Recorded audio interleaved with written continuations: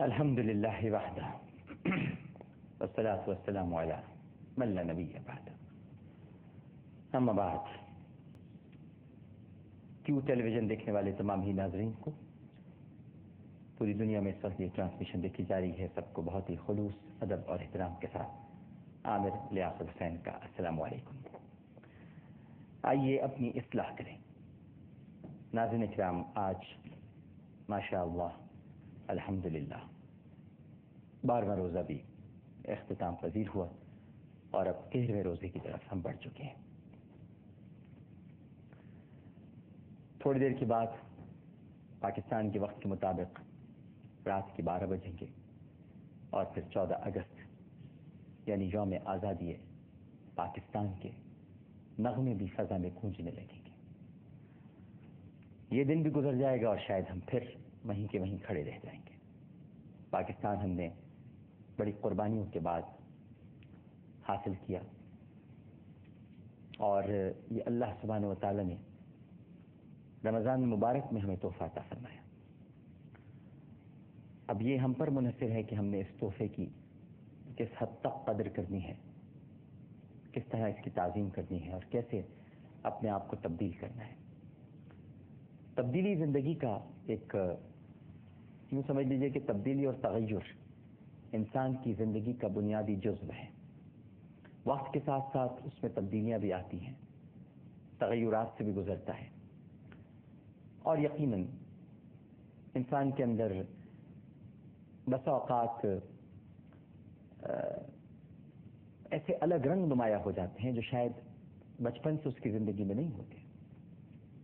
کبھی ماحول بدلتا ہے، کبھی حالات بدلتے ہیں، کبھی واقعات بدلتے ہیں، اور کبھی ایسا بھی ہوتا ہے ناظرین کرام کہ انسان کو تو احساس نہیں ہوتا لیکن وہ خود بخود اپنے اندر تبدیلی محسوس کرنے لگتا ہے۔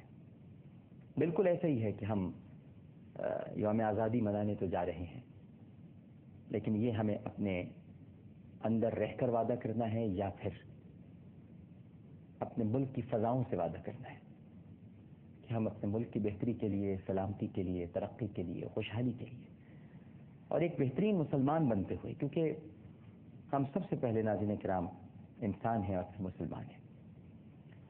اللہ تعالیٰ نے بڑا کرم فرمایا کہ آپ کو آزادی کی نعمت عطا فرما دی،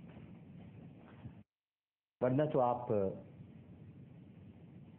غریب رہ جاتے۔ غریب کیا ہوتا ہے؟ جس کے پاس مال اور دولت ہو وہ امیر کہلاتا ہے، جس کے پاس مال و دولت نہ وہ غریب کہلاتا ہے۔ لیکن غربت صرف اس کو نہیں کہتے ناظرین کرام۔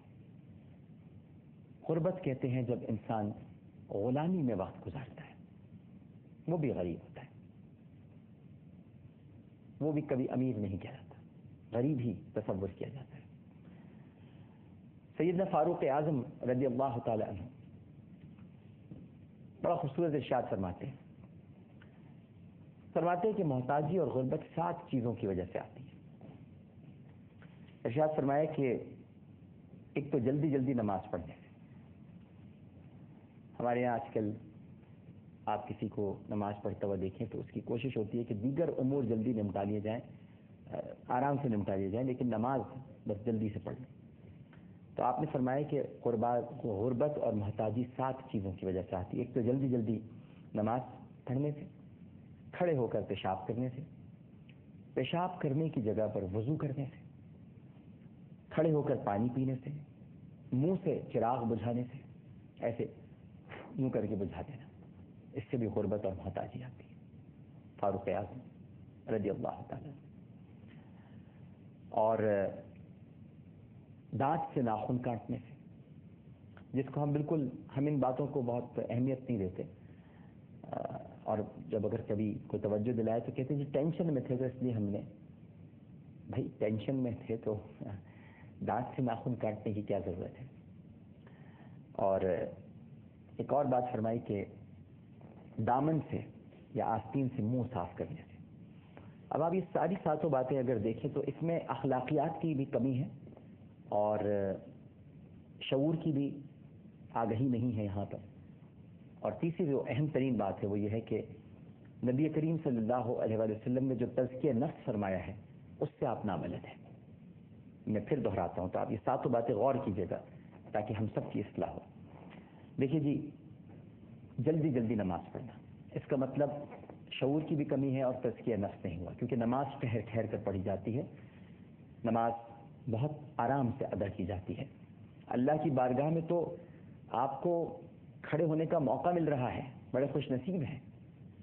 تو پھر ٹھہر کر اپنا مدعا بیان کیجیے، دعا کیجیے. اس کے بعد نماز پڑھنے کے بعد لوگ تو بس نماز پڑھتے ہیں، سلام پھیرا اور دعا کیے بغیر اٹھ جاتے ہیں. یہ بھی کتنی بڑی زیادتی ہے. تو ایک تو جلدی جلدی نماز نہیں پڑھنی چاہیے.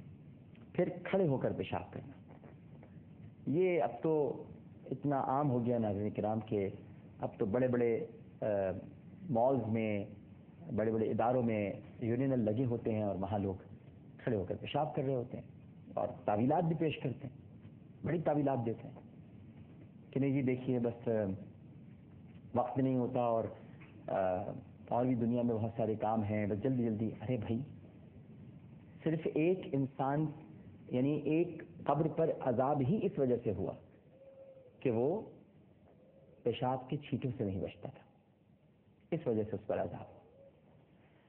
اسی طرح پیشاب کی جگہ پر وضو کرنا، یہ کتنی بری بات ہے کہ کوئی اگر ایسی جگہ پر وضو کرنے بیٹھ گیا ہے جہاں پر اسے معلوم ہے، ایک تو ہوتا ہے کہ آپ لا علمی میں ایسا کام کر رہے ہیں، اور ایک ہے کہ آپ کو معلوم ہے، علم ہے کہ یہاں پر کوئی پیشاب کرتا ہے اور آپ وہاں پر وضو کر رہے ہیں.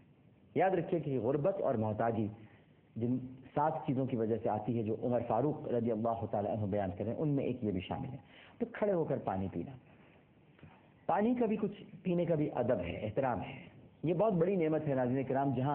جن لوگوں کو پانی پینے کا میسر نہیں ہے، صاف پانی نہیں نصیب ہے، ان سے پوچھے کہ پانی کیا ہے ان کے لیے. تو ارشاد ہوا کہ بہت ادب کے ساتھ پانی پینا چاہیے. پھر پانی پینے کے جو آداب نبی کریم صلی اللہ علیہ وآلہ وسلم سے ہم تک پہنچے ہیں وہ یہ ہے کہ پانی 3 سانسوں میں یعنی 3 وقفوں سے پینا چاہیے. برتن میں منہ نہیں ڈالنا چاہیے، سانس اندر نہیں لینی چاہیے. اس کے پیچھے بھی حکمت ہے تاکہ جراثیم سے محفوظ رہیں، اس میں جرمز نہ جائیں.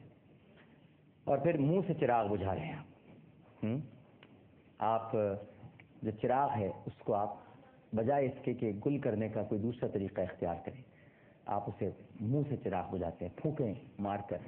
جبکہ یہ واضح طور پر ارشاد پاک ہے اللہ سبحانہ و تعالیٰ کا کتاب بلاغت میں کہ پھونکوں سے چراغ نہیں بجھاتے، اور اللہ تعالیٰ کا جو چراغ ہے وہ تو پھونکوں سے بجھایا بھی نہیں جا سکتا. تو اس کا بھی بڑا اہتمام کرنا چاہیے کہ چراغ کے معاملے میں بہت احتیاط کی جائے. یہ روشنی ہے اور روشنی رہنمائی کرتی ہے، راستہ دکھاتی ہے، بڑے احتیاط کی ضرورت ہے. اسی طرح دانت سے ناخن کاٹنا، یہ ایک ظاہری طور پر ایک عادت بد ہے، اس سے ہمیں بچنا چاہیے. اور دامن یا منہ سے آستین صاف کرنا.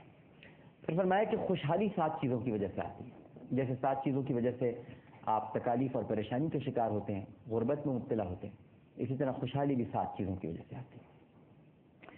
پہلی ہے قرآن کریم کی تلاوت کرنا، 5 وقت کی نماز ادا کرنا، اور اللہ کا شکر ادا کرنا، غریبوں اور مجبوروں کی مدد کرنا، گناہوں کی معافی طلب کرنا، ماں باپ اور دیگر رشتہ داروں سے اچھا برتاؤ کرنا،